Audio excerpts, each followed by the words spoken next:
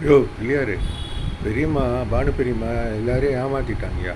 அவங்க அம்மா போய் பொண்ணு கேட்டப்போ, பொண்ணுக்கு அலையன்ஸ் பார்க்க சொல்கிறப்போ, பெரியம்மா வந்துட்டு எங்களை காட்டி விட்டுருச்சு, எங்களை வற்புறுத்தி பண்ண வச்சது. நான் அப்போ கால் சென்டரில் ஏற்பட்ட சதியும் துரோகத்தையும், காயத்ரின்னு ஒரு பொண்ணு மூலம் ஏற்பட்ட சதியும் துரோகத்தையும், அங்கே கம்பெனியே என்னையா நான் அவளை லவ் பண்ணுறதா ஒரு நாள் நான் காலையில் ஷிஃப்ட் முடிச்சுட்டு லேட் நைட்டு 12 மணி மேலே நான் ஷிஃப்ட்டுக்கு திரும்பி வரப்போ, அடுத்த நாள் ஷிஃப்ட்டுக்கு வரப்போ ஃபுல்லாக பரப்பி வச்சுருந்தேன் எனக்கு தெரிய வந்தது. ஸோ அந்த துரோகத்தை நினச்சிக்கிட்டு இருந்தேன்.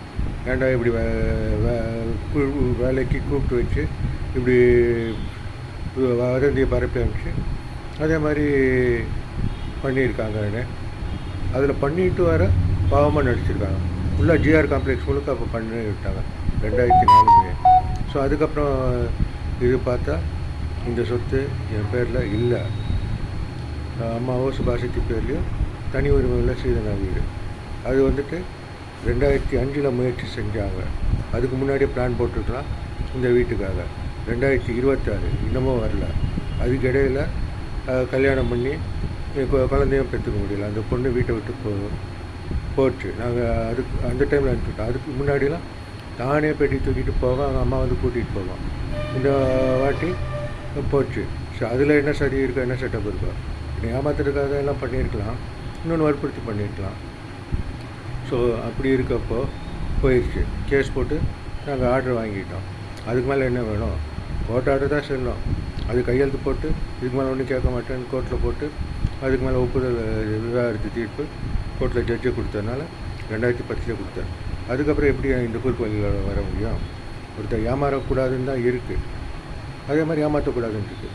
ஏமாற்ற வரவங்கிட்ட விவரமாக தான் இருக்கும். நாங்களாம் படித்தவங்க. அதே மாதிரி கோர்ட்டில் ஆர்டர் வாங்கியிருக்கு. அப்போ ஏமாத்துறவன் தான் மாட்டிப்பான். அவன் சொன்னால் நான் கேட்டுருவேனா? நான் கேட்டால் வீட்டில் எழுதி தந்துடுவாங்களா? அதெல்லாம் அறிவு வேணும். ஏமாத்தினா அவன் எவ்வளோ கஷ்டப்பட்டு குடும்பம் குழந்தை குட்டின்னு இருக்கான். எனக்குலாம் அதெல்லாம் கிடையாது. நான் எதுக்கும் காலப்பட தேவையில்லை. அதே மாதிரி அவள் போயிட்டா, கோர்ட் ஆர்டர் ஆகிடுச்சு. அப்புறம் என்ன, வீட்டில் இன்னொரு வாரிசு இருக்கப்போ அவங்க முழிச்சுப்பாங்க. அவங்க எனக்கு எதுக்கு சொத்து, குடும்பம் இல்லாத எனக்கு, எங்களுக்கு வேணும்னு சொல்லி கேட்டு வாங்கிப்பாங்க. அந்த இடத்துலையும் அவன் வர்றாங்க. அதுக்கு மேலே பிரச்சனை பண்ணால் இது கோர்ட் இருக்குது, இன்கம் டேக்ஸ் இருக்குது, அமலாக்கத்துறை இருக்குது, விஜிலன்ஸே இப்போ ஸ்ட்ராங்காக இருக்குது. விஜிலன்ஸ் வாட்ஸ்அப் நம்பர் தரவா ஷேர் பண்ணுறேன். இது தமிழ்நாடு கவர்மெண்ட்டு இப்போ வாட்ஸ்அப் நம்பரே விஜிலன்ஸுக்கு வாட்ஸ்அப் நம்பர் கொடுத்துருக்கு. ஸோ அதனால் கொஞ்சம் ஜாக்கிரதையாக இருக்கணும். இன்னொன்று நடக்கலை. எவ்வளோ கஷ்டப்பட்டு வாழ்கிறாங்க, எவ்வளோ கஷ்டப்பட்டு முன்னேறி இருக்காங்க, அதெல்லாம் பின்னாடி இருப்போம். இந்த மாதிரிலாம் குறுக்கொலையில் செஞ்சுக்கிட்டு இருக்காங்க. தன்னை பாதுகாக்கிறதுக்கு செய்கிறப்போ அடுத்தவன் பாதிக்கப்படுவான், அடுத்தவனுக்கு எடுக்கிறப்ப செய்கிறப்போ பாதிக்கப்படுவான். இது அவனுக்கு எடுத்துலான்னு எடுப்பான். அது முடியாது. எல்லாத்துக்கும் வந்துட்டு நடைமுறை யதார்த்தம் ஒன்று இருக்குது. இந்த கேஸ் விஷயத்தில், இந்த கல்யாண விஷயத்தில் யதார்த்தத்தை எதிர்பார்க்கல.